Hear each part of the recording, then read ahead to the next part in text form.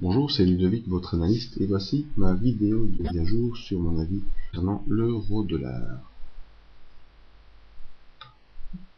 Alors, cette semaine, l'euro-dollar a fait plutôt une consolidation horizontale. En effet, on a été entre ces deux niveaux de retracement de Fibonacci qui ont compris entre 1,3853 et 1,3697. On voit que le cours a oscillé. La semaine dernière, on avait tenté de franchir les niveaux des 50%.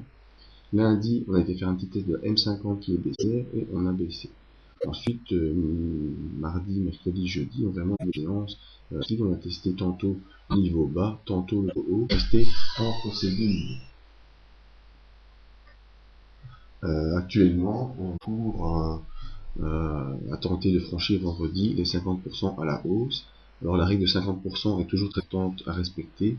C'est souvent lors d'une grosse phase de baisse ou une grosse phase de hausse, le cours va tenter de refranchir les 50% de l'impulsion précédente. Ici, nous sommes dans la phase du vendredi où le cours tente un franchissement à la hausse des 50%. On se retrouve également au-dessus de la M50, ce qui est un signal positif, et la M20 devient orientée à la hausse et va probablement venir en support dynamique haussier. Voyons maintenant les indicateurs. On a le RCD toujours bien positif qui repasse au-dessus de sa ligne de 0 et son signal aussi fortement positif, ce qui nous montre que sur le moyen terme, l'impulsion haussière se met bien en place. Le stochastique qui nous montre les impulsions courtes a tenté une sortie de sa zone de surachat, mais a recroisé à la hausse et revient de surachat. Et donc cette zone de surachat où le stochastique peut osciller pendant plusieurs périodes nous montre toujours la présence de l'impulsion haussière. Donc les deux indicateurs d'impulsion, que ce soit l'impulsion courte ou rapide, nous montrent qu'on est plutôt en tendance haussière sur l'euro-dollar.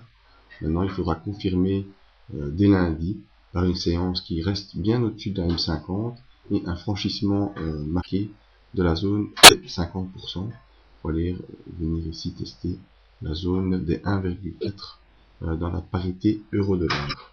Voilà pour la suite de cette analyse. Rejoignez-nous sur le briefing dès mardi matin. Venir voir les autres analyses d'indices ou de matières premières. Merci et à bientôt.